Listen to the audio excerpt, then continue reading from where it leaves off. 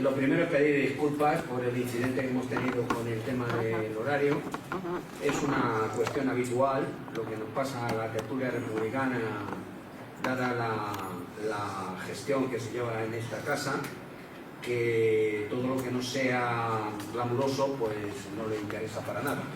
Entonces esto es una cuestión de que el acto de la tertulia republicana es el más antiguo del Ateneo, y esta dirección pues ha entendido que no es un acto oficial del Ateneo y por tanto se tiene que hacer de forma, yo no diría extemporánea, yo diría más bien que cuasi clandestina, porque esto que ha ocurrido hoy lo tenemos todas las tertulias. O sea, todas las tertulias nos ofrecen espacios en donde en algunos casos hemos tenido que estar de pie porque no teníamos ni asiento.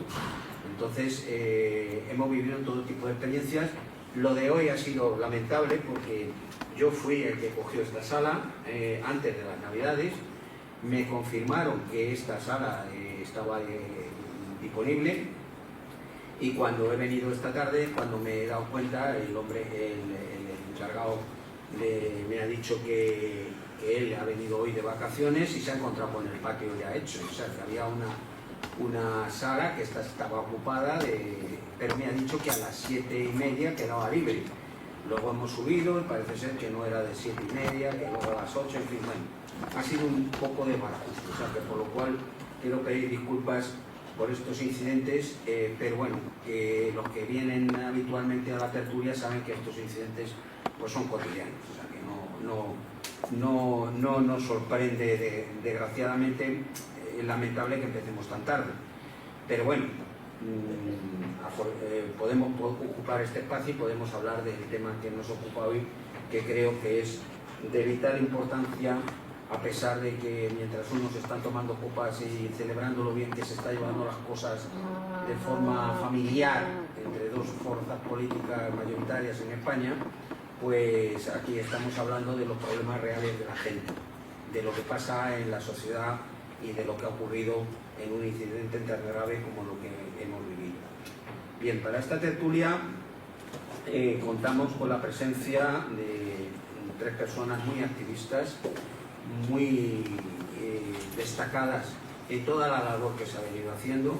Este proyecto es un proyecto que nace hace un año y poco en la iglesia de San Carlos Borromeo, en donde se juntaron diversos grupos asociativos para tratar precisamente de la situación en la que se encontraban, la situación de derechos sociales con respecto a la discriminación que se había sufrido en todos los terrenos con motivo de la pandemia y el estado en el que se encontraba las infraestructuras de carácter residencial en España, con las privatizaciones que se estaban llevando a cabo tanto de la sanidad como de la atención social. Y para ese tema y para esos temas que son importantes, que ha culminado, y ahora lo explicarán los intervinientes con mayor detalle, se ha culminado un proceso que consiste en que la formulación y formalizar una demanda ante el Comité Europeo de Derechos Sociales en demanda de cumplimiento de la Carta Social Europea en base a la vulneración de determinados artículos de dicha carta.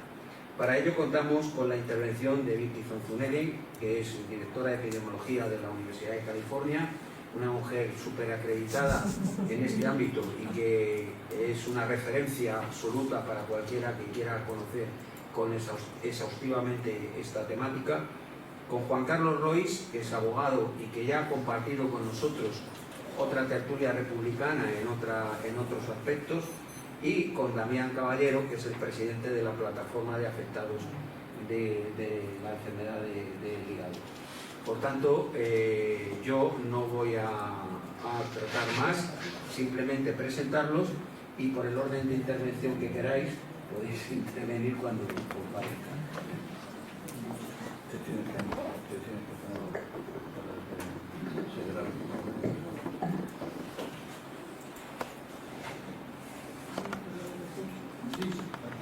Vale, bueno, pues muchas gracias por estar aquí. No soy directora de nada, estoy jubilada hace 9 años, pero soy epidemióloga y el tema de las residencias pues me cambió mucho lo que yo pensaba que iba a ser mi jubilación. Como epidemióloga me dedico a buscar datos, analizarlos y sacar conclusiones sobre los problemas de salud de la población. Y en este caso concreto os voy a hablar de lo que pasó con la COVID en las residencias en las 17 comunidades autónomas.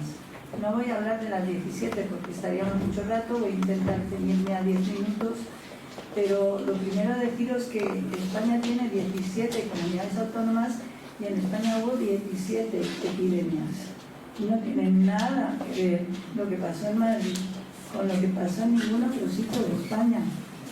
Madrid fue la región europea con mayor exceso de mortalidad de todas las regiones europeas. Madrid lo hizo todo terriblemente mal. Sin embargo, en España, con la misma precariedad de recursos, sobre todo en el tema de las residencias, algunas comunidades autónomas lo hicieron bastante bien, bastante bien. Incluso, por ejemplo, en Canarias, que tiene un 41% del PIB en el turismo, en Canarias, cuando tuvieron el primer caso de COVID en España y cuando tuvieron el segundo caso, tomaron medidas drásticas para no tener una epidemia de COVID y consiguieron que en el año 2020 en Canarias murieran menos personas de cualquier causa que en el año 2019. O sea, controlaron el COVID y además al controlar el COVID consiguieron que no murieran personas por otras causas. Lo digo porque son los extremos, Madrid y Canarias. Dentro de esto hay que hablar también de las residencias. En las residencias de Madrid ya sabéis lo que pasó, sabéis de sobra, 7.291 personas fallecieron sin atención hospitalaria y además hubo unas drásticas medidas como que a partir del 7 de marzo se redujeron al máximo los traslados de las residencias a los hospitales y además a partir del 18 de marzo se establecieron unos protocolos escritos y firmados por el director general director general de coordinación sociosanitaria que decían que había que excluir a las personas que tenían dependencia moderada o severa, deterioro cognitivo también moderado o severo. Estas barbaridades ya las conocéis seguramente porque estáis aquí, porque ya estáis sensibilizados al tema.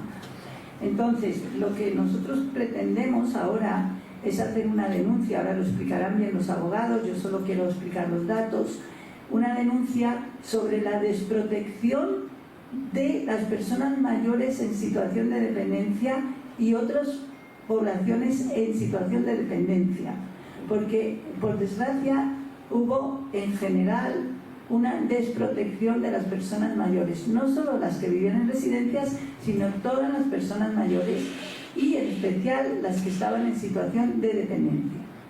Por eso estamos haciendo esta denuncia que os explicará mejor mi compañero abogado, pero yo quiero insistir en esto. ¿Por qué digo que en España se desprotegió a los mayores? Porque si cogemos el conjunto de España, nosotros fuimos el país de 12 países de la OCDE donde hubo mayor mortalidad en personas mayores de 65 años por COVID. Nosotros tuvimos 244 por 100.000, mientras otros países como nuestro, otros 12 países, tuvieron 122, menos de la mitad. Entonces esto fue un problema de desprotección de los mayores. Luego, nosotros sabíamos que los que morían eran los mayores. ¿Por qué lo sabíamos? Pues en primer lugar por China, sabíamos muy bien. Y también los italianos ya nos habían dicho que los que se morían eran los mayores. Entonces hay un índice muy sencillo de comprender, que es la proporción de infección COVID entre la población mayor de 65 años y la proporción de infección COVID en los de menores de 65. Como comprenderéis, si dividís estas dos proporciones y sale 1, eso quiere decir que estamos protegiendo a los mayores de la infección de forma tan eficaz como a los jóvenes. Pero no, en España fue 3,5 veces más infección en mayores de 65 que en menores de 65. Esto no ocurrió en los otros países. No ocurrió. Hubo países que tuvieron la mitad de infección en mayores de 65, como Dinamarca, donde los datos son contundentes. Pero luego, si ya nos olvidamos de hablar de España, que es una mala idea, porque esto no es... España no tiene las competencias de sanidad ni de servicios sociales. Los que tienen la competencia de sanidad y servicios sociales en España son las comunidades autónomas. Y en España tenemos 17 leyes de servicios sociales. 17. Y cada uno hace lo que le da la gana. Y en sanidad pasa prácticamente lo mismo. El Ministerio de Sanidad tiene muy poca autoridad, pero por lo menos tiene un poquito más que los de servicios sociales. Es decir, nosotros quedamos en manos de los consejeros y los gobiernos autonómicos. Por eso tenemos el resultado que tuvimos en Madrid y el resultado que tuvieron en Valencia o en Galicia. Valencia era del PSOE y Galicia del PP. Esto no va por partidos políticos. Esto va porque el presidente de la comunidad tuvo la idea de convocar a un grupo de expertos. En Valencia pasó eso, en Galicia de peor manera, pero también pasó, y se salvó mucha gente, no solo de residencias, sino de población general. Después deciros que tenemos datos importantes, por ejemplo, solo en las residencias de Madrid y en 2 meses el 11% murió de COVID, solo de COVID, y el 21% de todas las causas en las residencias. Pero hay que decir que en Canarias murió el 0,2%, o sea, 2 por 1000. Y en Valencia, 1,7%. ¿Por qué en Madrid 11% de COVID solo y en Valencia 1,7%? Pues hay que mirar la gestión que se hizo. Y la gestión, vuelvo a repetir, fue política. Errores terribles, errores políticos, por los cuales no ha habido ninguna rendición de cuentas. Y por eso murió mucha gente que no tenía que haber muerto. Y podréis leer el informe que hemos hecho, la denuncia, porque es una denuncia, y voy a parar aquí. Luego, si da tiempo y tenéis ganas, preguntáis. Ahora ya le dejo la palabra a los abogados que han trabajado con la denuncia.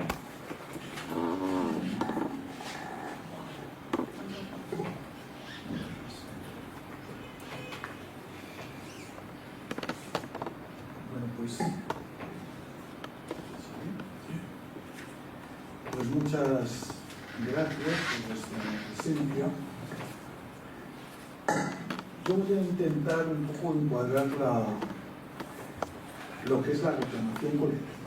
Primero decir qué es y despejar dudas, lo que no es.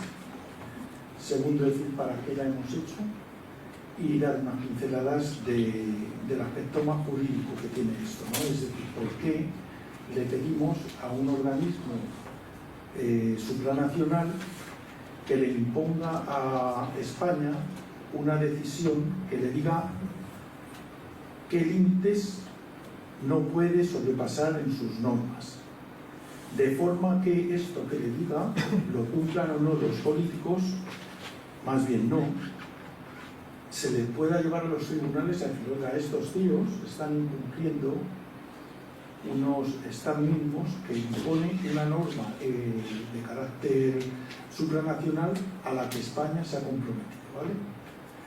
Bueno, la reclamación colectiva no es como una demanda particular o colectiva que se hace por un conjunto de personas a un juez para pedir un resarcimiento, una pena, una sanción, una cosa de estas. No vale para esto, ¿vale? Es decir, las demandas individuales o la respuesta individual que se tuviera que dar a cada caso, este Comité Europeo de Derechos Sociales no va a entrar en eso, no lo va a mirar.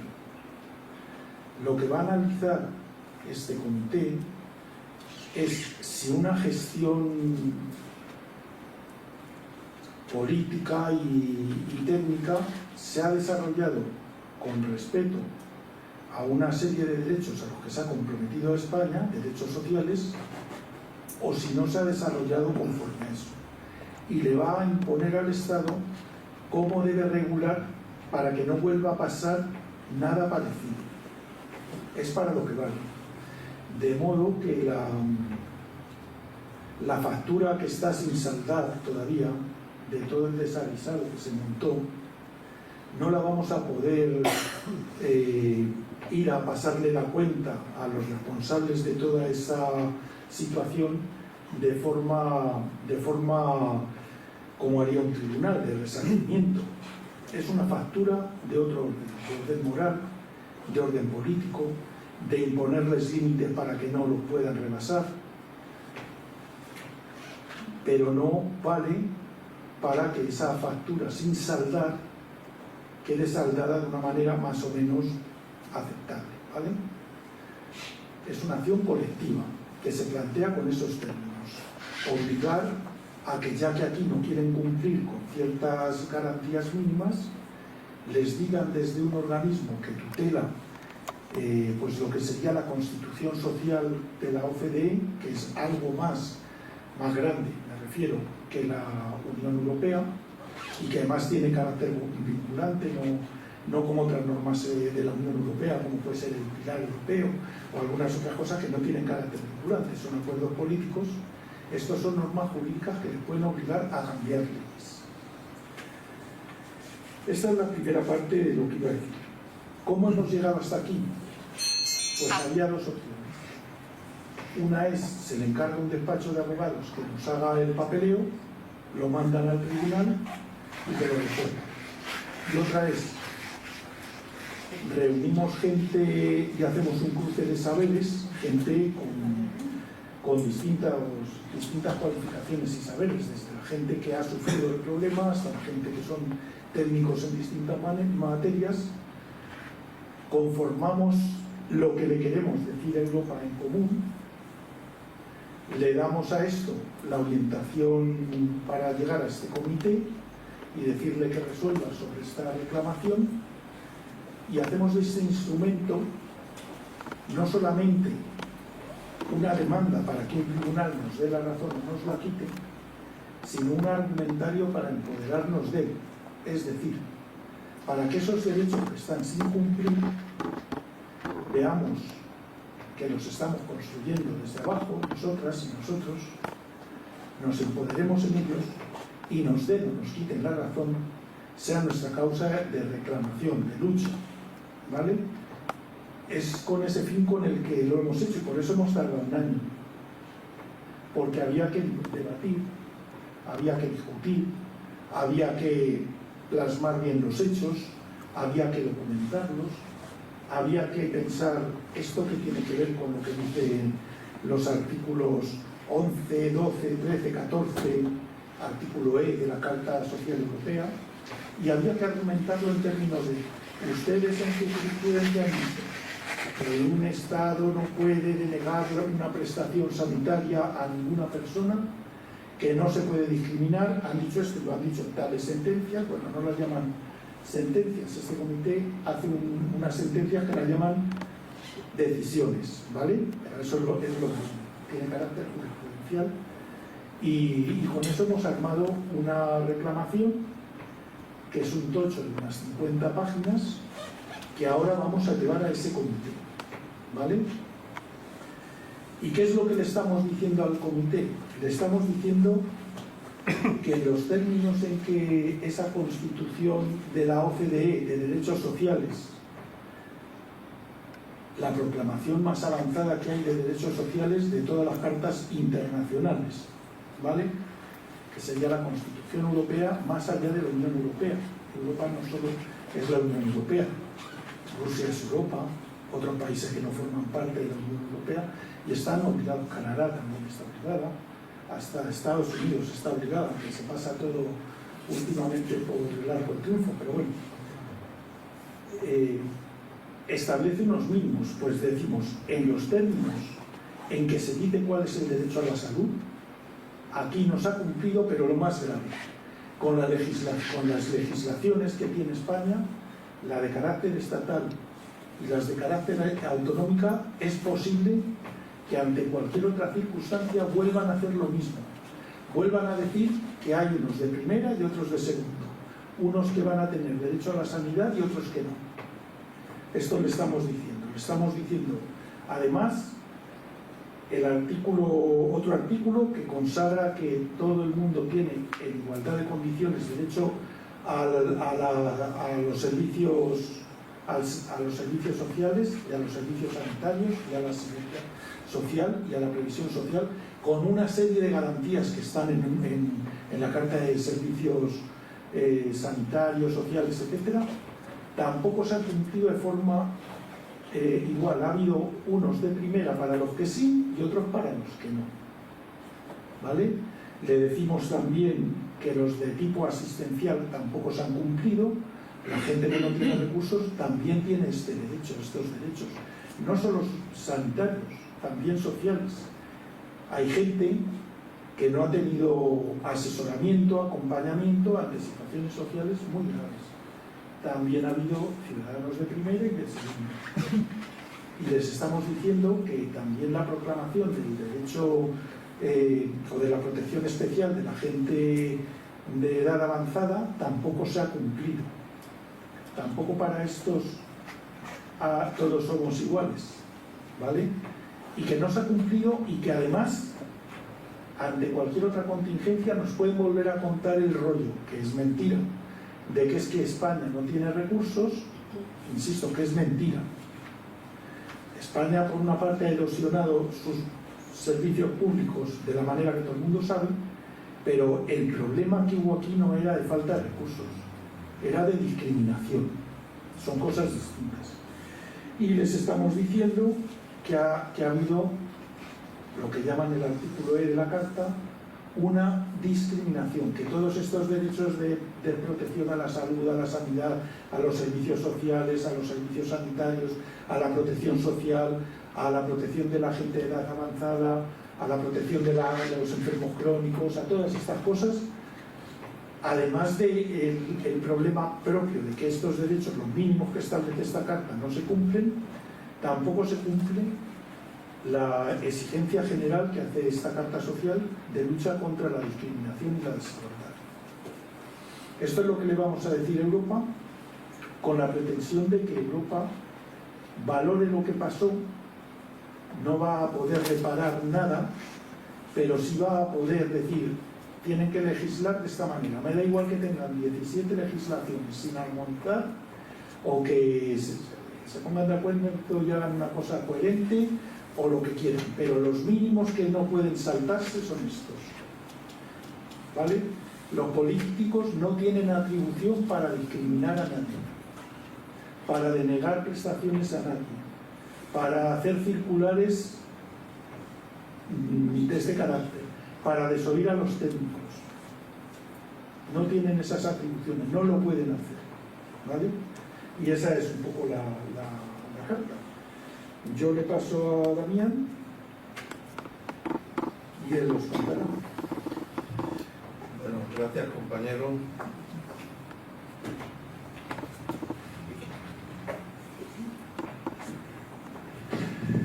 De nuevo, disculpas por todo el ajetreo a que nos hemos visto sometidos. Las circunstancias del poder, de cierto poder, valen más que los actos sociales que pueda organizarse en este espacio, pero bueno, es con lo que tenemos que sabemos lo que tenemos encima, y tenemos que seguir para adelante. No hay otra forma. Yo quiero hacer historia de esta reclamación. Como dice el compañero, empezamos el día 19 de octubre en la parroquia San Carlos Borromeo, un proyecto que ya veníamos anunciando desde la Asociación Dignidad y Justicia para la Residencia de Mayores, que venía anunciando que no había procesos jurídicos válidos si no se empleaba el elemento de la discriminación, que no había procesos sociales de ningún tipo si no se utilizaba el elemento de la discriminación. De hecho, la la macro... Sí. 109 denuncias reunidas en una super... O sea, la palabra, querella. Bueno, sí, una macro querella, ¿no? Una macro querella de 109 familiares que la pusieron. En donde, además, ahí se quedaron fuera familiares que habían muerto, que sus familiares habían muerto no solamente en el mes de marzo y abril, sino en meses posteriores, mayo, junio, julio. Se quedaron fuera de esa macro querella. Entonces, ese era el elemento fundamental para nosotros, la discriminación. Y eso fue lo que pasamos a la conferencia estatal que se celebró en la parroquia de San Carlos Borromeo. Empezamos en la mesa de la Carta Social Europea con ese término. Y ese es el que hemos trabajado a lo largo de toda la reclamación colectiva. Reclamación colectiva, que ya la tenemos aquí editada, que son 50 páginas, donde vienen lo que ha explicado el compañero Juan Carlos. Un proceso larguísimo de estudio, de recopilación, con aportaciones fundamentalmente de Vicky, que ha aportado un gran trabajo en el terreno de datos, en el terreno de publicaciones, en el terreno de que se alimentara, la reclamación colectiva se alimentara con una base sólida en la que pudiéramos apoyarnos. Fijaros en un tema que es fundamental y que ha sido fundamental a lo largo de este proceso. Cuando surge la pandemia nace con un elemento de crisis sanitaria. El sistema sanitario español estaba hecho polvo, no digamos el del madrileño, hecho polvo totalmente, pero no solamente eso, es que el de la dependencia estaba igual, estaba en las mismas circunstancias, hasta el punto de que últimamente están saliendo ya artículos, están saliendo cifras en las que se dice y se tiene especificado que desde la aplicación de la Ley de Cuidados de 2006, desde que se puso en marcha la ley de 2006, a fecha de 2025 habían muerto en listas de espera casi 1 millón de personas sin recibir los servicios de dependencia. En esta situación pensábamos que la reclamación colectiva tenía que recoger absolutamente todos los protagonistas, no solamente de los usuarios de la dependencia, sino también de los trabajadores y trabajadoras de la residencia, de los trabajadores y trabajadoras del servicio de asistencia domiciliaria y también, por supuesto, de las cuidadoras principales. Cuidadoras principales que sabéis que son personas que cuidan a sus familias, que vienen a cuidar a sus familias y que no tienen reconocido el derecho. No tienen reconocido el derecho de cuidadora. ¿Qué ruta se nos abre a partir de aquí? Juan Carlos dice, ¿no van a pagar la factura? Estoy de acuerdo. El Comité Europeo de Derechos Sociales no va a decir que paguen la factura, que haya verdad, justicia y reparación. Eso no lo va a decir. Pero sin embargo, sí que se nos abre una vía de lucha en la que podemos intentar participar y de la cual ya hemos empezado a trabajar. ¿Qué vía se nos abre? Se nos abre, y lo acaba de decir hace un momento Juan Carlos, que si hay una resolución del Comité Europeo de Derechos Sociales en donde se dice al Estado español, le dice, oiga, que sus comunidades han legislado discriminando a las personas en situación de dependencia. Tienen que cambiar absolutamente esa forma de legislar. Y ahí se nos abre la ventana, ahí se nos abre la ventana. ¿Qué ventana se nos abre? La ventana de una nueva ley de cuidados, elaboración de una nueva ley de cuidados. ¿Qué sucede? Y claro, tenemos un problema también importante, lo ha dicho también Vicky, es que tenemos 17 17 comunidades autónomas que tienen la dependencia, que tienen la competencia de dependencia y la sanidad, las dos, excepto Ceuta y Melilla, que es eso sí, ahí la controla el gobierno central. El resto, las competencias son de las comunidades autónomas, con un elemento muy importante. Cuando se elabora desde el Ministerio y cuando se va a los correspondientes comités interterritoriales, es como si nada, porque ahí la influencia sigue siendo y existiendo la de los gobiernos de las diferentes comunidades. No hay un elemento que sea incluso de votación, no hay, es consenso. En el momento que haya una sola comunidad autónoma que diga que no, se acabó el tema de coordinación. Y entonces estamos asistiendo a un elemento básico y fundamental, que es que hay falta de cohesión y falta de equidad, a todos los niveles, tanto en sanidad como en dependencia. Entonces, yo creo, y voy terminando, que esa apertura de la ventana que se nos presenta nos da la oportunidad de coger y empezar a trabajar con redes comunitarias. Redes comunitarias en cada una de las comunidades autónomas en las que podamos crear presencia. Yo quiero agradecer aquí profundamente a las compañeras del sindicato de asistencia de SAL, de asistencia domiciliaria, del SAL de Cataluña, que son ya, aparte de llevar una gran lucha, son cuidadoras profesionales que además pelean. Las tenemos aquí conectadas, y están viendo, las tenemos a la presidenta aquí conectada, Pilar. Un saludo, Pilar. Que luchan y pelean por la municipalización de la dependencia. Ese es un elemento fundamental. Hay que acabar con el lucro que las empresas privadas y los fondos de inversión, los llamados fondos buitres, se han hecho absolutamente con todo el sistema de dependencia. Hay que terminar con ese sistema de dependencia.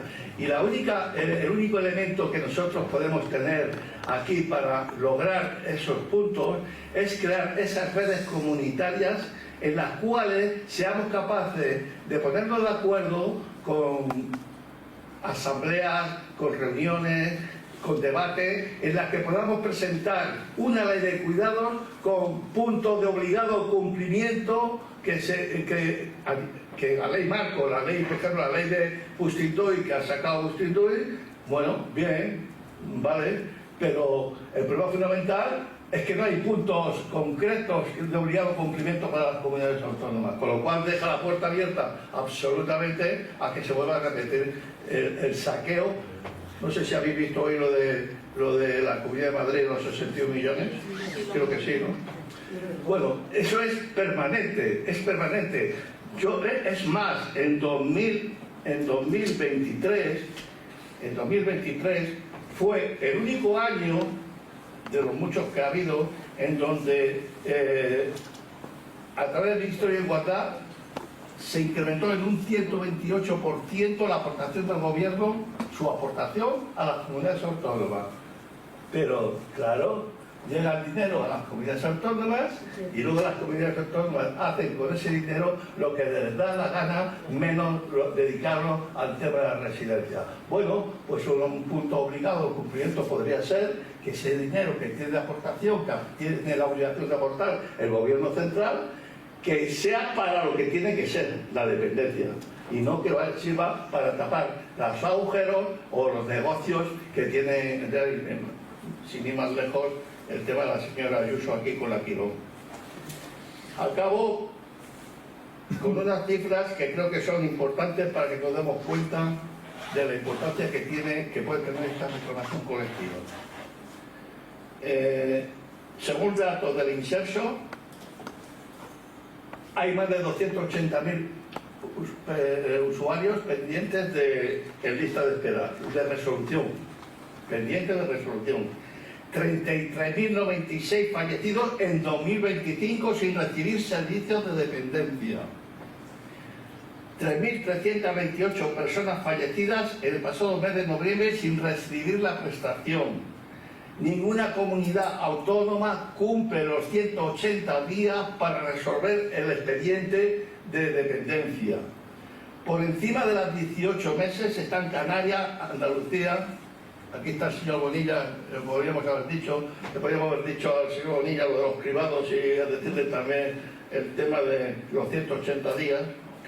Y 154.308 personas con derechos reconocidos sin recibir los servicios de dependencia. Esta es la situación.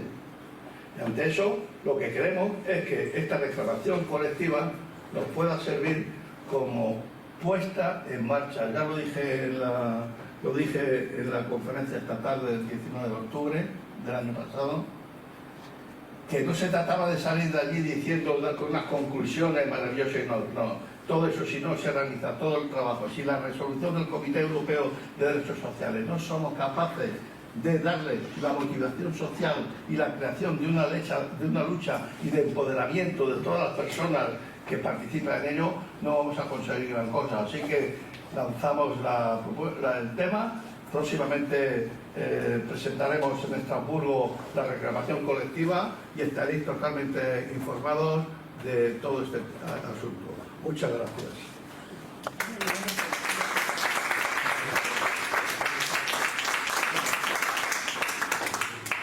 Bueno, ya habéis oído la situación de la que se ha partido y la conclusión a la que se ha llegado. Ya habéis oído la situación de la que se ha partido y la situación a la que se ha llegado. Ahora se trata de recepcionar por parte de los colectivos sociales que quieran participar también en esta reclamación, contra más sea mejor, para que realmente se recoja el fruto de todo este trabajo que se ha realizado.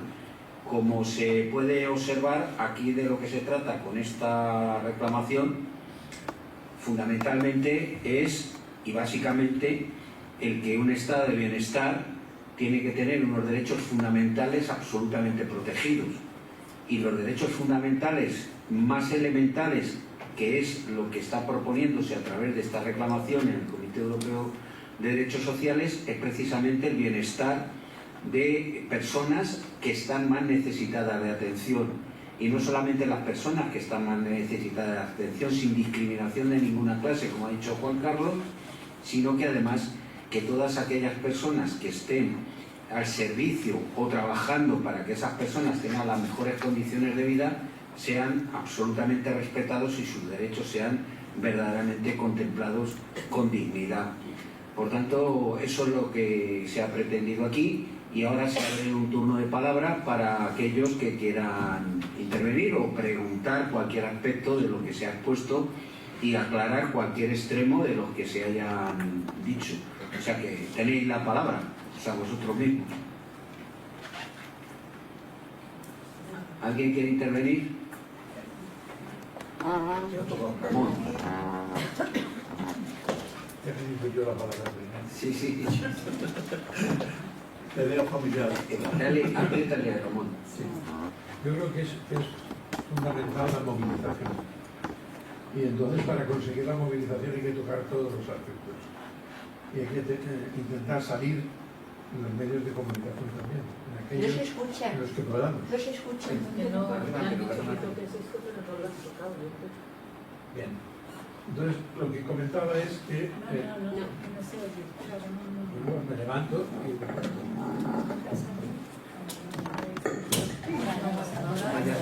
En teoría, sí, ahora. Bien, entonces lo que yo decía es que ahora lo fundamental es la movilización. La movilización en este momento es el elemento clave. Y hay que intentar salir en los medios de comunicación. Y habrá que invitar a periódicos razonables como El Salto o similares, explicarles en qué consiste esto, y vosotros como personas que habéis sois en este momento las claves en este asunto, sí que deberíais empezar con a qué medios de comunicación se les podría contar este tipo de reivindicación de documento para que lo publiquen, Por ejemplo, el Salto seguro que lo va a publicar. Esa la plaza que habla del tema de sanidad, seguro que lo va a hacer. Entonces yo creo que hay que empezar el tema de la movilización, como habéis descrito, intentar incorporar a otros colectivos ciudadanos y la movilización en aquellos elementos de comunicación que sí nos pueden dar salida. Porque esto va a facilitar que más gente se implique y apoye. Yo creo que es el elemento clave. Otra cuestión que podemos plantear, tengo dudas, es si pedir también una entrevista al señor Agustín Ruiz y a la señora Mónica García para presentarles este documento y explicarles qué es el documento y pedirles cuál es su posición con respecto al documento. Eso lo pongo al debate de todos los que estamos aquí. ¿Alguien más tiene que decir?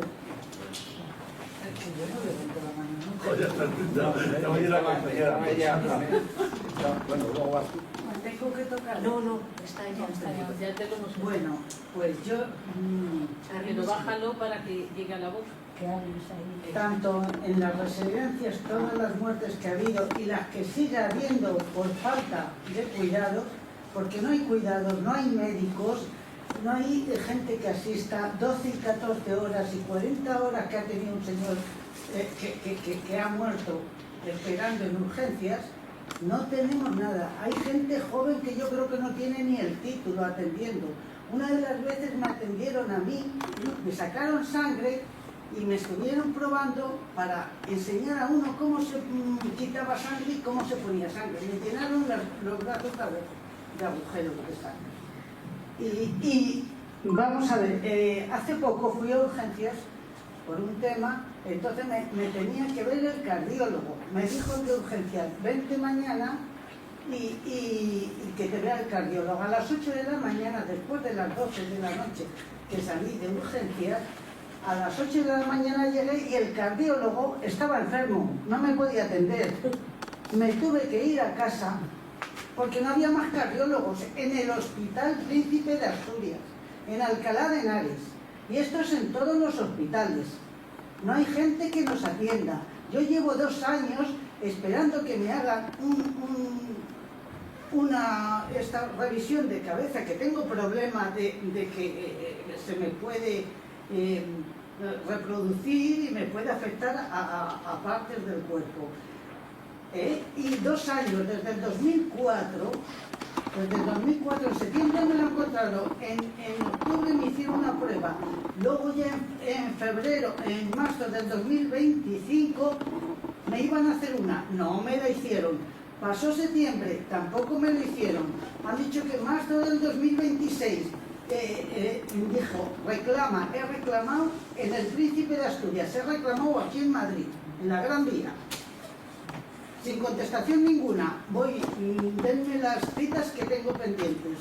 Ya no es marzo, ya es abril, la cita que tengo. O sea que citas importantes que son necesarias y que son peligrosas, no te las atienden porque tienen la maquinaria que tienen, no la quieren dedicar a personas mayores, por lo que se ve. El caso es que yo estoy pendiente. Me encontraron en el pulmón también, en vez de 3 centímetros me encontraron 5 y 6, dos nódulos, 5 y 6 centímetros. Me los encontraron hace 2 o 3 meses, hasta últimos de febrero. No me van a investigar si es malo o es bueno. Cuando está duplicado el volumen. Entonces, ¿pero qué humanidad es esa? Perdona. ¿Dónde va nuestro dinero?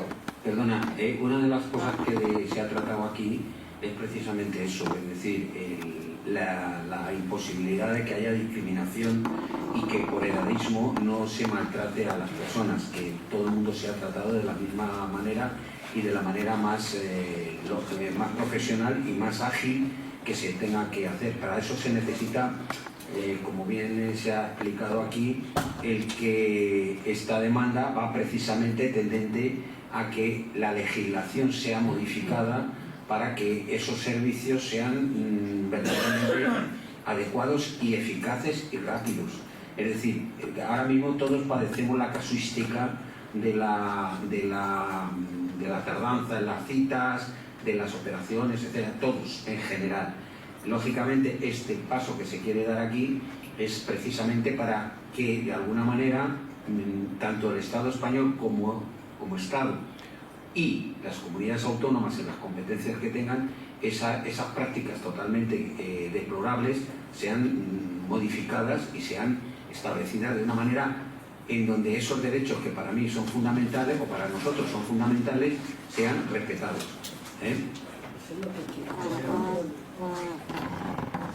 Yo hablo ahí de seguridad, pero bueno, este tema, perdone, muchas gracias por la conferencia, este tema se ha dado ya bastantes veces en la sección de la salud. Yo no pertenezco a nadie, o sea, voy por mi cuenta, pero he visto que la sección de salud trajo hace como 8 meses o por ahí, lo han dado mucho y están en un proceso de juicio para indemnizar y están ya muy avanzados. Eso por una parte. Luego también la manifestación, si ya está muy lejos esto, ¿cómo vamos a estar? Y luego les voy a comentar, yo he sido funcionaria, yo quisiera saber un ejemplo de esto, que por lo menos que tomen nota. Yo he sido funcionaria 40 años y mi marido también. Entonces resulta que he tenido que ir a comprar a recoger unas recetas. Entonces antes eran los funcionarios los que daban el mismo día, Pues ahora, dice, mire, en la pandemia había más del PP y Vox. Entonces resultó que esto es ya privado. Entonces yo a mi marido digo, tú que no votas, chico, pues a ti te fastidia también. No tienes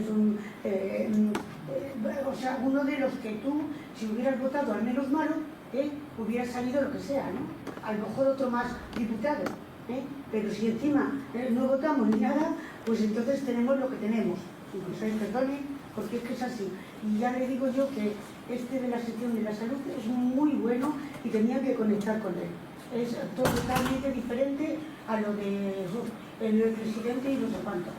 Perdone que a lo mejor hablo demasiado no muy ético. Bueno, yo te voy a contestar con respecto al tema de las denuncias. Sí. Ha habido muchas, como se ha dicho Damián, ha habido 100 y pico querellas criminales. Hasta ahora no ha prosperado ninguna. Pues dicen que sí, no. que están ya casi en lo último. No han prosperado. Perdona. No ha prosperado ninguna. Hay varios y muchos recursos constitucionales ante el Tribunal Constitucional y yo soy uno de los querellantes. Yo soy uno de los querellantes que empecé con una querella contra la presidenta de la Comunidad de Madrid y su consejero inicialmente y la archivaron. Después, ahora estoy con la denuncia, que esa sí está pendiente de resolución en la audiencia provincial, porque en principio cuando se modificó la denuncia en torno al que firmó los protocolos de la vergüenza, que es el director Carlos Moore, y a los geriatras de zona, cuando se ha interpuesto esa denuncia, pues también se acumularon todas las demandas y todas las denuncias que se presentaron en ese sentido en el juzgado de instrucción número 3 de Madrid. Ese juzgado de instrucción número 3 de Madrid entendió que no, que tampoco lo tenían que entender y que se volvieran otra vez a los juzgados de origen. El mío, en concreto, era el juzgado de instrucción número 6 de Móstoles. Como consecuencia de la resolución del juzgado de instrucción número 3 de Madrid, esa resolución ha sido impugnada y se encuentra pendiente de resolución de la Audiencia Provincial de Madrid. Por lo tanto, ninguna de las querellas que se han presentado, ni ninguna de las denuncias que se han presentado han prosperado en ningún caso, en ninguno. Y yo invito a que el que diga que existe alguna sentencia favorable, que la presente. Porque de los colectivos que estamos en esto, no hay ninguno que tenga ninguna sentencia de ninguna manera. Es más, no se han abierto diligencias ni siquiera de investigación. Con lo cual, el hecho que se plantea con este tema es de absoluta y de la más pura impunidad, como ha ocurrido en otras ocasiones. Y esa es la situación real de lo que ha ocurrido con respecto a las denuncias. No sé si Juan Carlos quiere añadir algo más. Bueno, yo directamente de esto no. Son vías distintas. Una vía es la vía de reclamación personal, en la cual, la verdad, hasta donde yo sé, no hay ninguna resolución. Pueden estar más avanzados los asuntos para ver qué dice el Constitucional, si hay que investigar o no. Pero si dice que hay que investigar, hay que empezar a investigar. Y una causa penal de estas características tarda muchos años en investigarse. Habéis visto que ahora están juzgando, van a juzgar a los Puyol. Es un tema de hace muchos años. Puede que cuando lo resuelvan nuestros nietos digan, anda, pues esto al final lo tenían que resolver, lo van a resolver. Tenemos algo más de prisa. Pero esta demanda que estamos haciendo es una demanda también a otro tribunal, pero no es una demanda que valga para resolver el problema ni familiar en concreto, no yo. Vale para imponer al poder unos mínimos de actuación de cara al futuro. La factura que nosotros vamos a saldar con el pasado es poder retratar a los señores que hicieron lo que hicieron diciendo, mira, aquí te han llamado hijo de puta. Y no he sido yo, ha sido un tribunal de gente muy competente en el Comité Europeo de Derechos Sociales. Y es que sí es matante. Y además, no solo te han llamado eso, sino que no vas a poder volver por ahí. Pero es la parte de la factura que les vamos a poder cobrar. La otra no, ¿vale? No por esta vía, por la vía de la lucha social, puede que sí. ¿Vale? En cuanto a la difusión de la demanda, bueno, pues como se trata de una demanda a un tribunal, la difusión tiene que ser a posteriori. Es decir, los tribunales son celosos, son caprichosos, los jueces son muy raros. Todos los que estamos en la justicia somos muy raros, pero los jueces mucho más que yo. Entonces, podremos difundir toda la demanda una vez que esté presentada al comité y hayan dicho, oiga, se ha presentado esto, ellos mismos la cuelgan en su página, es pública, es un proceso público, es decir, no solamente que la vamos a difundir a quien haya que difundir, sino que van a poder acudir a la página del comité y sacarla de allí. Pero antes, difundirla tiene dos problemas. El primero, que el tribunal se lo tome a mal, ¿vale? Y el segundo, hay experiencia de esto, que como comprenderéis, ante una cosa de estas donde se le demanda al Reino de España, amén, hay gente que no le gusta eso y nos pueden intentar meter palos en la rueda. Entonces, una vez que esté presentada, es decir, que ya sea irrevocable, irreversible, y el comité la tenga allí y tenga que decir, la voy a aprobar, la voy a admitir a trámite. Admitir a trámite es que va a seguir un cauce, que es que al gobierno de España le van a decir, oiga, le han demandado, haga unas alegaciones, las hace, luego no van a decir, han alegado esto, hagan una réplica, propónganos si quieren organizaciones sociales, sindicales, del tipo que sea, que puedan coadyuvar esta demanda, que puedan decirnos, pues pasó esto y estos señores son unos tímidos, han quedado cortos, pasó además todo esto y además a futuro está pasando esto, que haga falta, ¿no? Lleva ese trámite y luego se reúne esos jueces, dictan una resolución, se publica y a partir de la publicación eso genera jurisprudencia, es decir, cuando en un tribunal español hay que resolver algo que tenga relación con los artículos de los que hayan dicho esto va así y así, los jueces de aquí tienen que tutelar ese derecho. Ahí sí se puede ir a las acciones individuales. Oiga, hay una discriminación por edadismo y ustedes han dicho que no y tal, y yo en este caso les traigo prueba de que en este caso se da para que usted me tutele y me resuelva estas, ¿vale? Pero funciona así.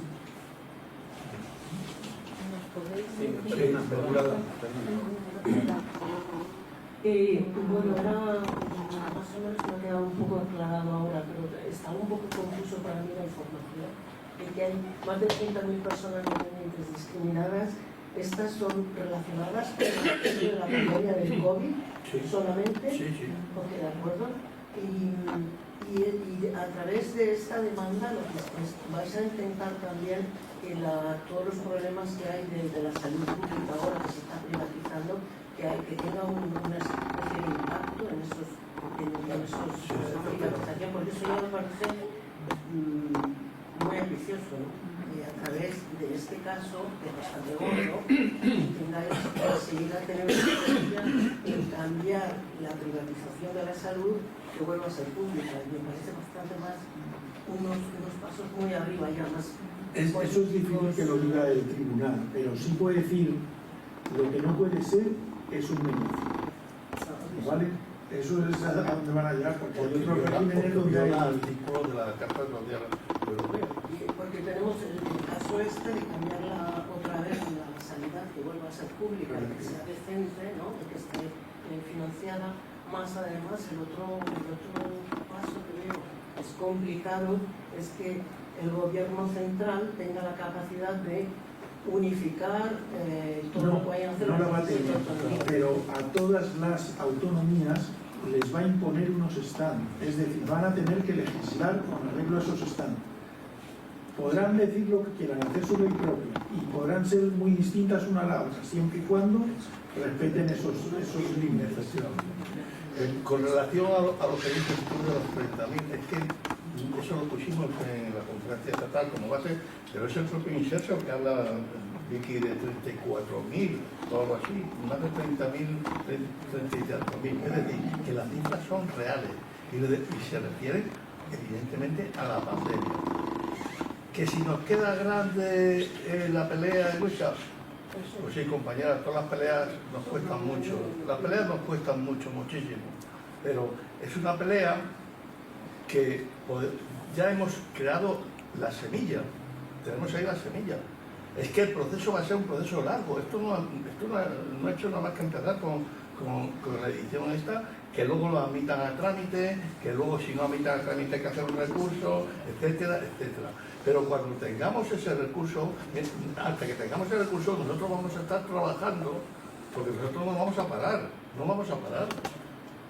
El tribunal se tomará su tiempo, como es normal, el tribunal, el Comité Europeo de Derechos Sociales se tomará el tiempo que necesite, pero nosotros desde mañana estamos ya intentando ver cómo creamos esas redes comunitarias, cómo nos ponemos en contacto con los compañeros y las compañeras de Galicia, en Andalucía, que estoy yo, por ejemplo, lo vamos a hacer desde la Asociación Chicana Ciudad de los Cuidados, que es un elemento de bioética que se hizo en el sentido de los cuidados, y sobre todo desde el punto de vista de cuidados a las personas en situación de dependencia.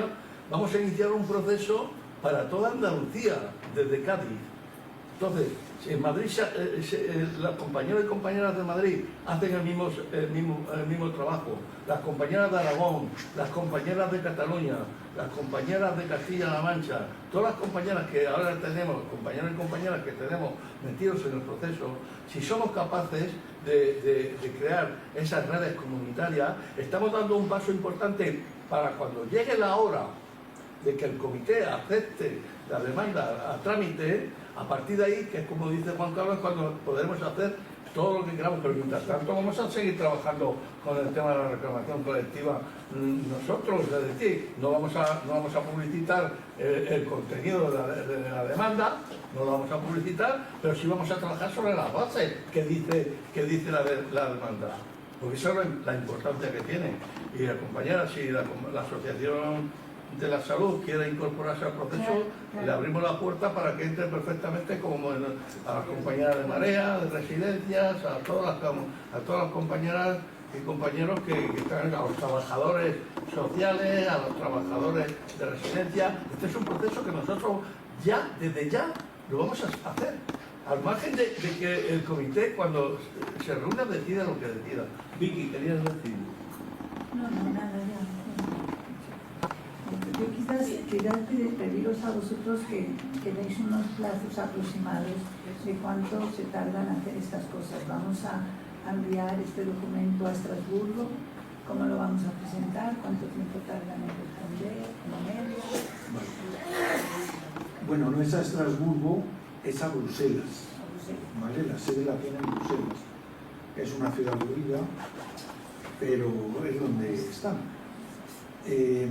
Mira, una vez que se presenta, se toman más o menos 5 o 6 meses en admitir a trámite.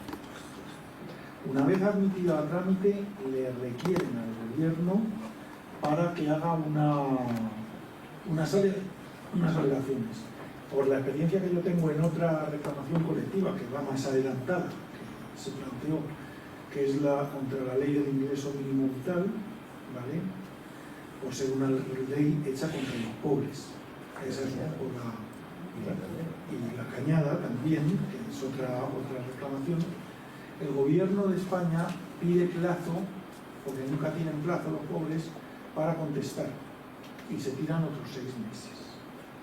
Y a partir de ahí nos dan el plazo para decir otras asociaciones. El plazo que nos van a dar ahí es de 2 meses, no nos van a dar más, y después de eso ya pueden resolver. Es decir, más o menos en años de 2 años puede haber una resolución, ¿vale?, del comité. Y durante todo ese tiempo, una vez que ellos nos digan, bueno, se ha admitido a trámite, entonces sí, el contenido es para apoderarse de él, es decir, no para empapárnoslo como si fuera un catecismo, sino para convertirlo en algo vivo, por lo que luchar, con lo que luchar, y a lo mejor que mejorar, que ¿sabes qué? Vamos más allá, queremos también esto y esto y lo que haga falta, ¿vale?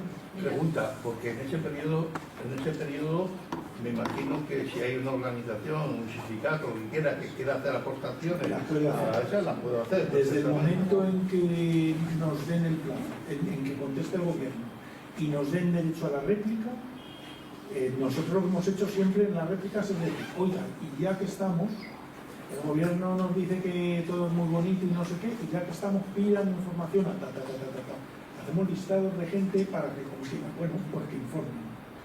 Pero puedo informar cualquier otro a pesar de que no le hayamos llamado. Es decir, una vez que se abre la espita y que el comité quiere ver el asunto, pues abre la posibilidad de que cualquier sindicato pueda alegar, que cualquier organización no gubernamental del sector pueda alegar, y luego que las asociaciones que propongamos puedan alegar. Mira, yo quería hacerte una pregunta que ya se ha adelantado Vicky, pero lo único que me falta es saber cuándo lo vais a presentar. Pues dentro de a lo mejor 2 días, 3 días, es decir, ya es inmediato. Es inmediato. Sí, claro, por eso hemos invitado para decir esto ya. Vale, y la siguiente cosa que quería comentar, para eso estamos aquí en una tertulia, es que a veces se confunden conceptos y cosas que deben de estar absolutamente claras para los ciudadanos. Por ejemplo, tú has mezclado varias cosas. Aquí lo que se está hablando es de discriminación con respecto a personas vulnerables, dependientes, ancianos en residencias, en su casa, en su domicilio o donde estuvieran. Y lo que pretendemos, como bien han explicado ellos, es que en algún momento en España y en las distintas comunidades haya unos límites que no se puedan sobrepasar y que no nos vuelva a ocurrir esta discriminación. Lo otro que mezclamos es la desgracia que tenemos con la sanidad de 17 comunidades y de que están las transferencias hechas y que no se atiende solo a una persona mayor o se la discrimina en urgencias por ser mayor. Es que a una persona más joven a lo mejor se tarda en hacerle un eco 2 años, ¿vale? Entonces, de lo que estamos hablando es de que políticamente se está privatizando una sanidad y que eso, la única manera de revertirlo, con perdón, es saliendo a la calle, reivindicando, negándonos nosotros mismos a aceptar la elección de ir a un privado, etcétera, etcétera.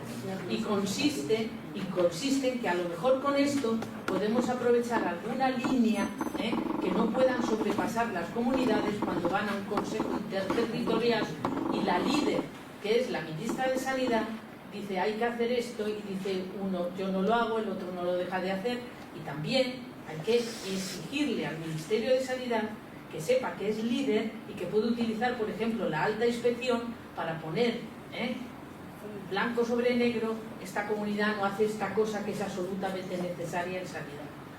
O moverse para acabar con la ley 1597, para acabar con el 65 y el 90 de la ley de sanidad, que no permita la doble elección y otro tipo de gestión que sea privada, y de que los ciudadanos sepamos qué significa eso y lo podamos reivindicar con naturalidad, que no nos conformemos porque haya funcionarios que creen que están muy bien atendidos con bufate y es todo lo contrario, o cuando nos hablen de fiscalidad y de financiación finalista y no sepamos lo que es.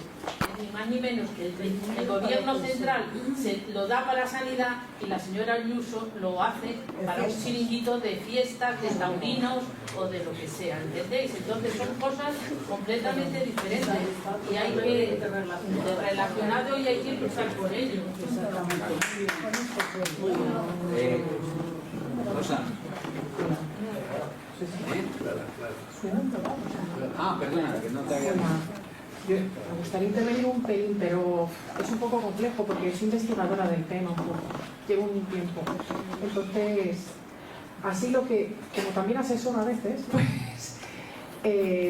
este año de hecho hemos estado asesorando a Fundae en 8 sectores económicos y no era de dependencia. No voy a contar cómo ha sido investigar eso, porque ha sido muy duro a veces en este tema. No sé si conocéis a Marina del Corral, pues es para echarla de comer aparte. En fin, una presidenta del PP relacionada que ha sido diputada y demás.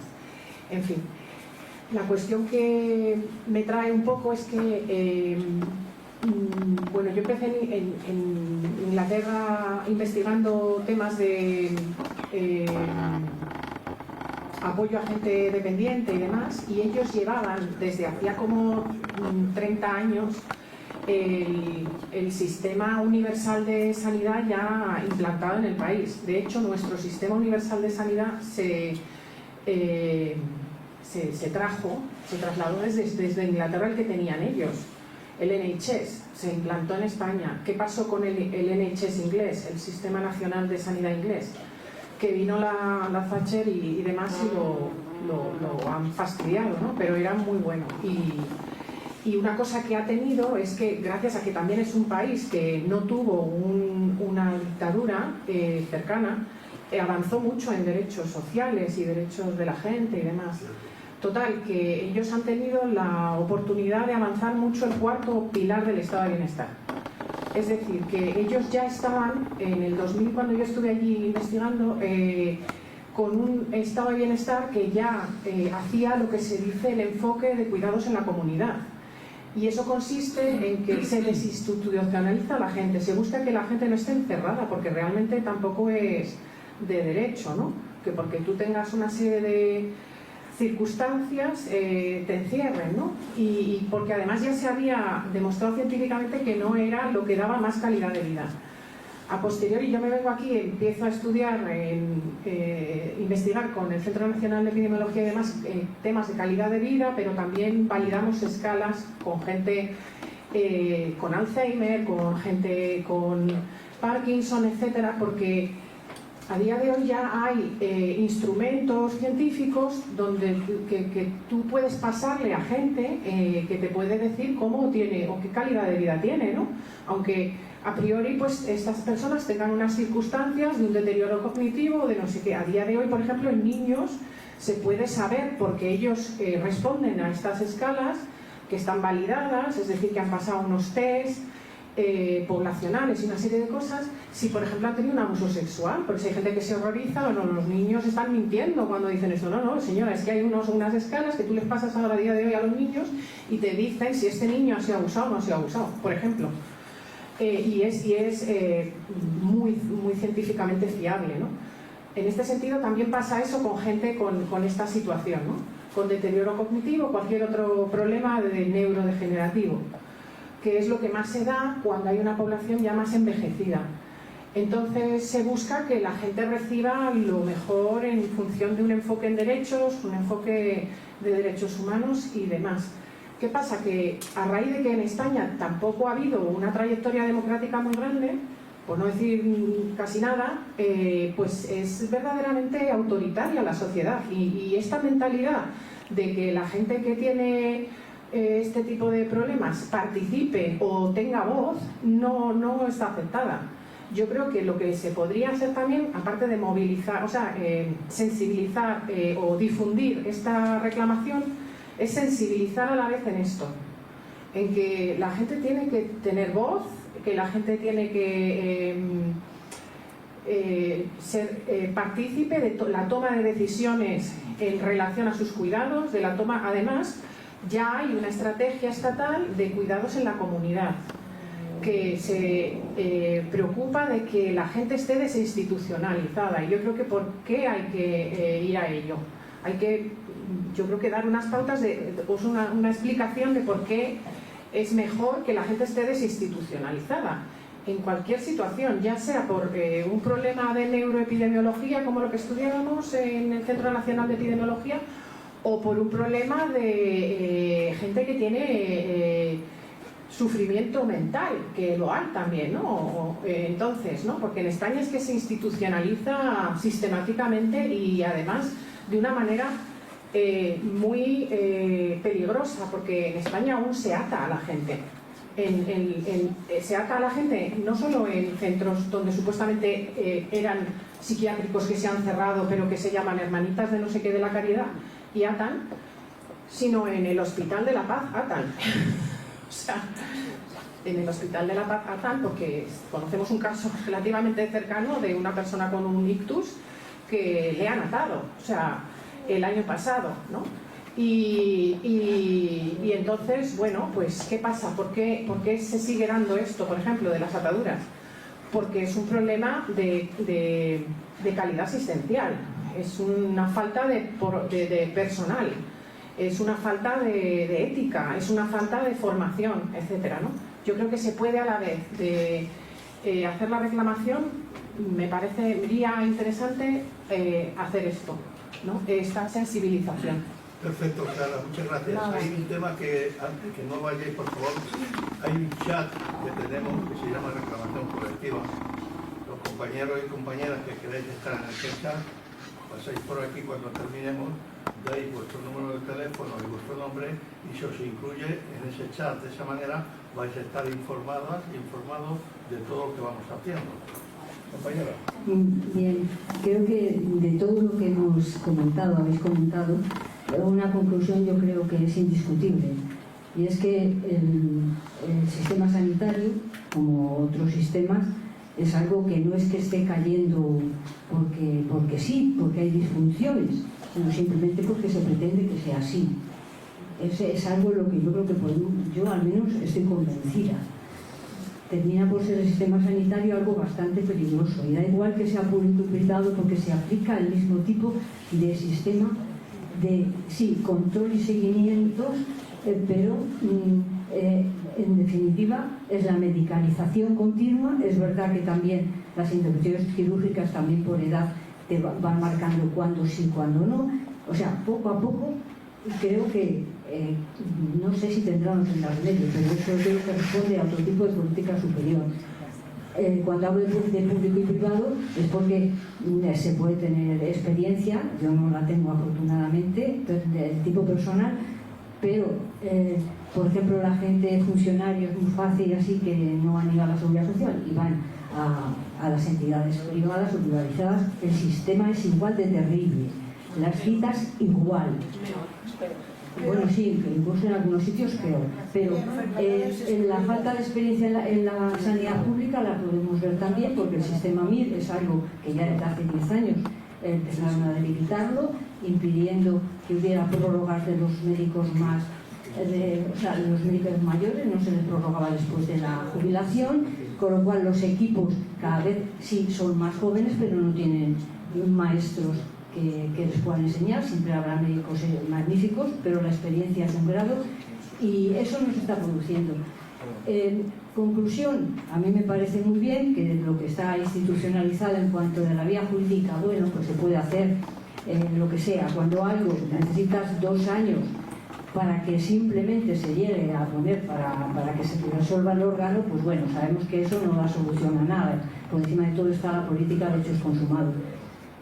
Lo fundamental es que reflexionemos que si hay políticas que están haciendo cambiar nuestra forma de vida, de concebir las cosas, las soluciones tienen que ser individuales y colectivas, pero fuera casi del sistema, al menos a corto plazo, porque el que pensemos que las personas dependientes se discrimina, y cuando estamos siendo mayores pues vamos a tener nuestras pequeñas dependencias, o nos lo solucionamos colectivamente entre nosotros y no nos hacemos trampas al solitario, o si no, todo esto está bien seguir intentándolo, pero no creo que vaya a ninguna parte, lo siento.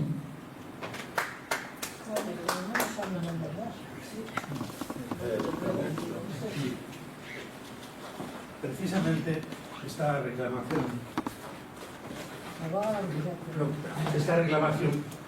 es un camino, porque el otro camino, que lo señalaba la compañera antes, es la lucha individual y colectiva por defender la sanidad pública.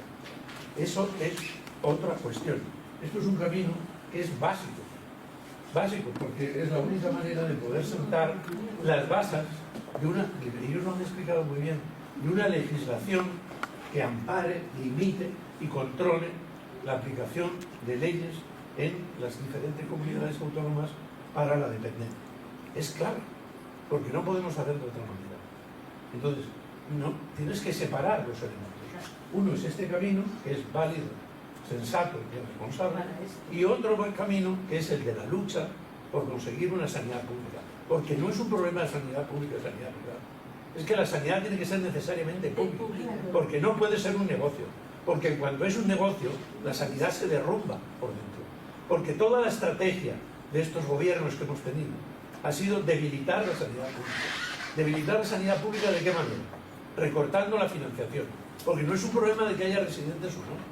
Es un problema de falta de financiación para controlar los profesionales que se necesitan, médicos y enfermeras en los temas.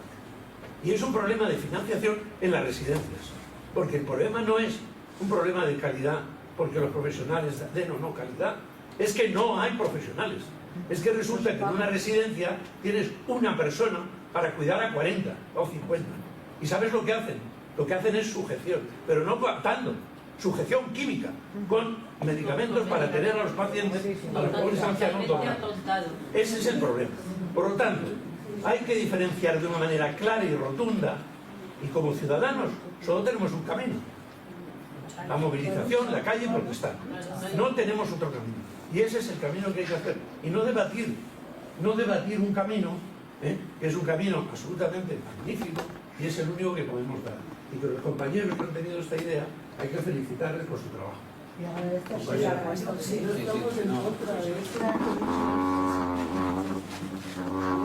No he querido que se me malinterprete. Por supuesto que no niego, yo también he sido jurista y no paras de hacer cosas, pero el tema es en las cosas esenciales de la vida propia y de los demás, en lo esencial que es la salud, la convivencia, nuestras relaciones, cuando ves que eso no te va a llevar a nada, porque además en los temas sanitarios siempre la cobertura está no en que haya discriminación, sino que hay un motivo técnico, experto y tal, por el que esa persona en concreto no se le da ese tratamiento, no se le hace tal, porque bueno, siempre la palabra y el papel pues lo soporta todo, con lo cual es bastante difícil a veces seguir adelante, pero yo no digo que no se vaya y yo no quiero de ninguna manera desautorizar ese camino.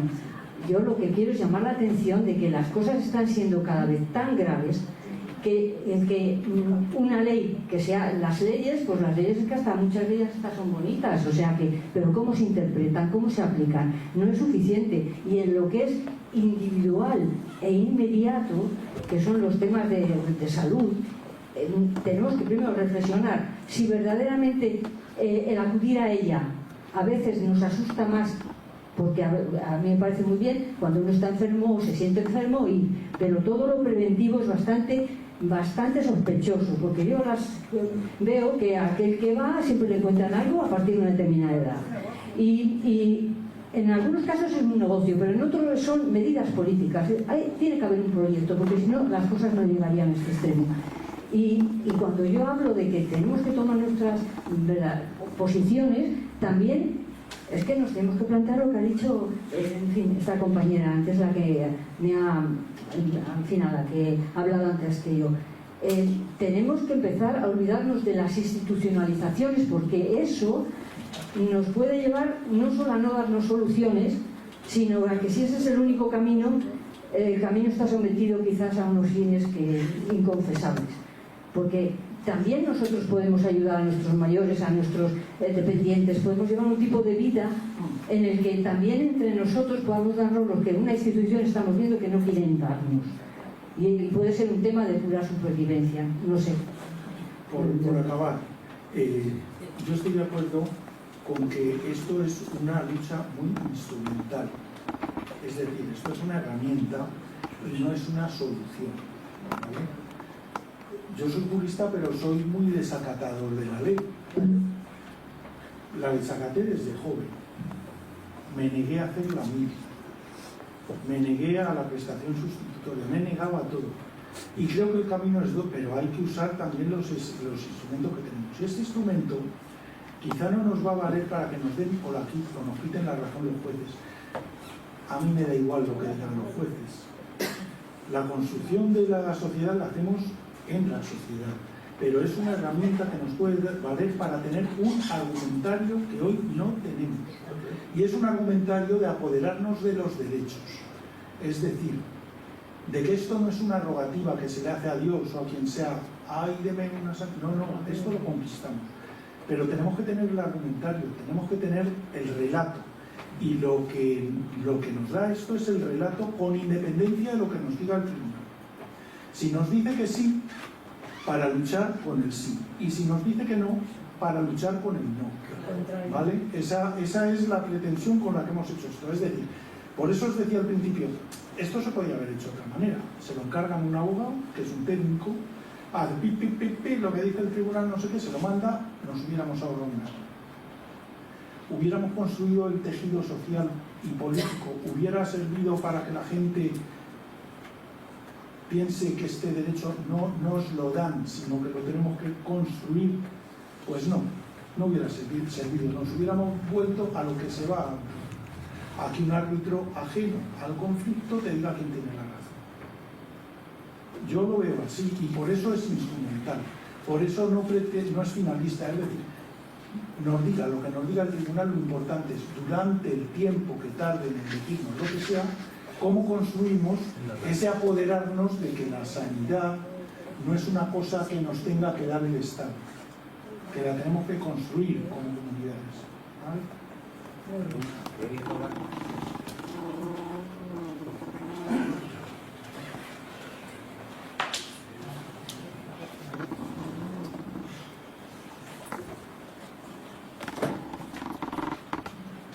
Bueno, yo soy un viejo muy clásico y en ese sentido, cuando a mí me hablan de sanidad pública, yo lo traduzco a lo que es mi realidad material, que es sanidad estatal.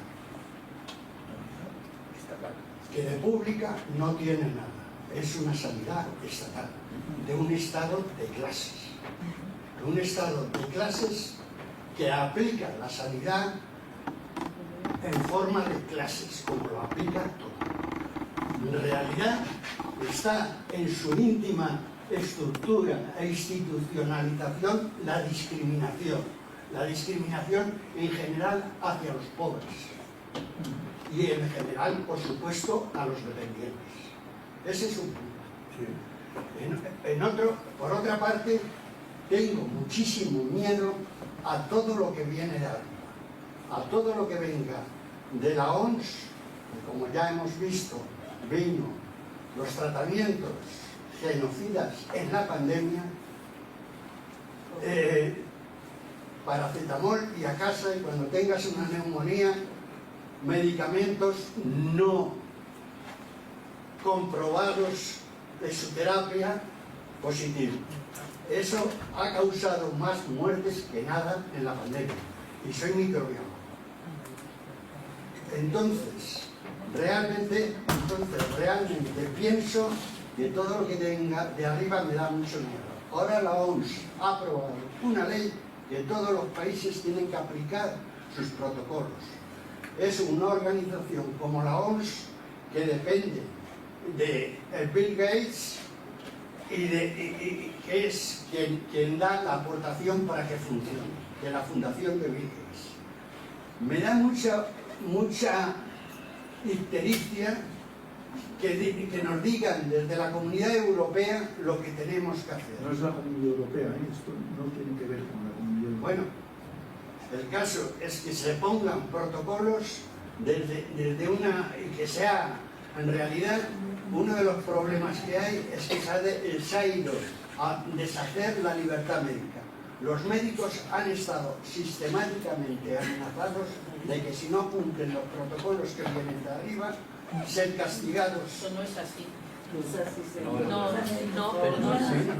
Yo creo dónde está el momento. 45 años de cardiología haciendo... Perdona, que Si fueras neumóloga, digo que las opiniones son todas... Sí, pero el problema es que las opiniones tienen que estar basadas en... Has pedido tú la palabra. La OMS no tiene ninguna capacidad de obligar a ningún Estado. Ya quisiéramos que la OMS fuera ejecutiva. Pero no puede hacerlo. Vamos a ver. acaba de aplicar una ley hace un par de meses. Un momento, porque esto, sí, esto es muy importante no separarse del grupo, porque lo que tú estás queriendo decir que solo el pueblo salva al pueblo no es verdad. Solo el pueblo salva al pueblo si tiene instituciones serias, gordas, democráticas y dirigidas a todo tipo de personas sin discriminación. Eso es lo que nos salva, ¿vale? Y lo que no nos salva es tener individualmente el acceso a una medicina, por ejemplo, privada, porque me la puedo pagar sí o no. Si me la puedo pagar o no. Y luego, con respecto a los protocolos, con respecto a los protocolos es muy importante que el ciudadano sepa lo que son los protocolos médicos. Los protocolos médicos significa que después de muchos ensayos multicéntricos, doble ciegos, randomizados y con mucha muestra de pacientes, seguido de estudios de cohorte que demuestren que en la sociedad lo que se ha obtenido con una P de menos 0,05 es válido para todo tipo de ciudadano, viejo, joven, mujer discriminada en todos los ensayos clínicos, más que el anciano. No hay ni un 30% en ensayos clínicos de mujeres vistas. Significa que eso es, dentro de lo que es la medicina, que es una ciencia estadística y no exacta, es lo que va a beneficiar al mayor número posible de pacientes.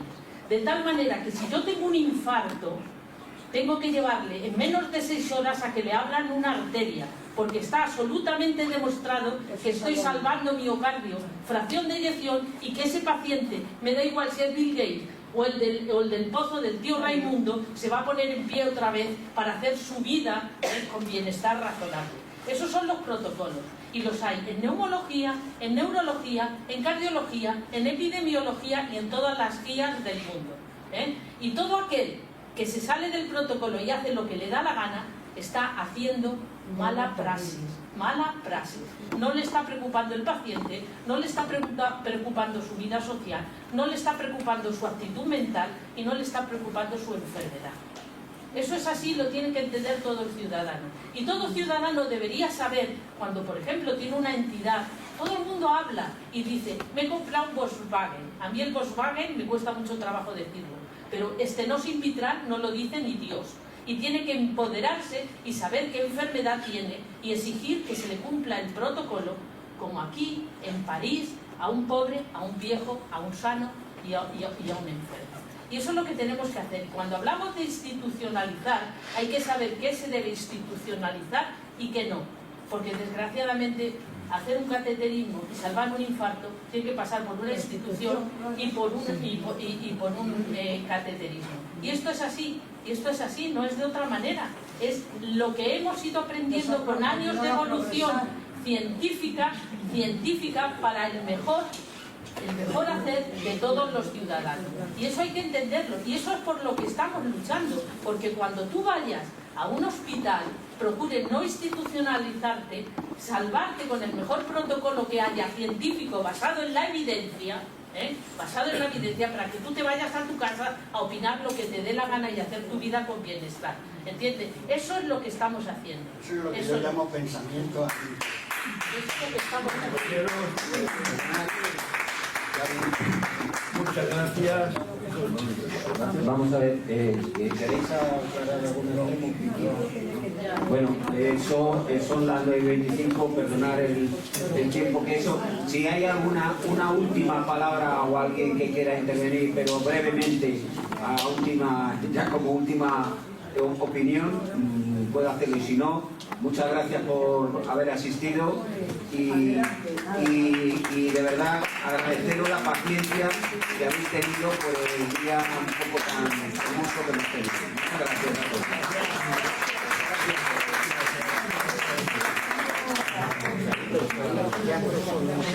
Os recuerdo que el día 27 hay otra tertulia republicana, aquí también.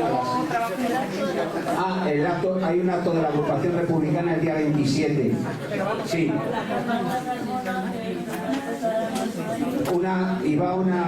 Viene una diputada de Más Madrid, Mar Carmona. Las personas que quieran recibir la información y quieran meterse en el chat de la reclamación, que nos den el